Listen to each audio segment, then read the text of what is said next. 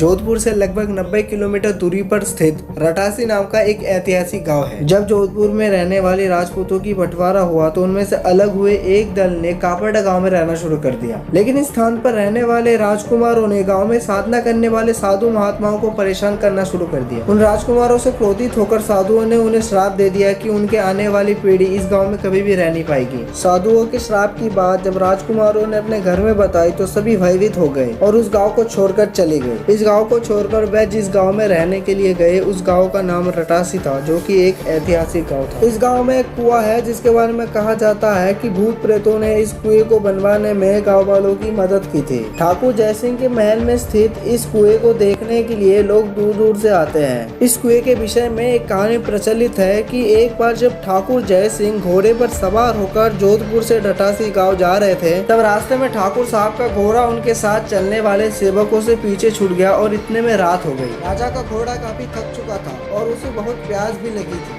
रास्ते में एक तालाब को देखकर ठाकुर जयसिंह अपने घोड़े को पानी पिलाने के लिए ले गए। आधी रात का समय था। घोड़ा जैसे ही आगे बढ़ा, राजा को एक छाया सा कुछ दिखाई दिया जिसने धीरे धीरे इंसानी शरीर धारण कर लिया। राजा उसे देखकर डर गया। उस प्रेत ने राजा को कहा कि मुझे प्यास लगी है, लेकिन श्राप के कारण मैं इस कुएं का पानी नहीं पी सकता। राजा ने उस प्रेत को पानी पिलाया और राजा की दयालुता देखकर प्रेत ने उसे कहा कि वो जो भी मांगेगा वो उसे पूरी कर देगा। राजा ने उस प्रेत को कहा कि वह उसके महल में एक कुआं का निर्माण करे और उसके राज्य को सुंदर बना दे। भूत ने राजा के आदेश को स्वीकारते हुए कहा कि वो कार्य को पूरी तरह से तो नहीं करेगा, लेकिन दिन भर में जितना भी काम होगा वह रात में 100 गुना और बढ़ जाएगा। उस प्रेत ने राजा को ये राज किसी को ना बताने के लिए कहा।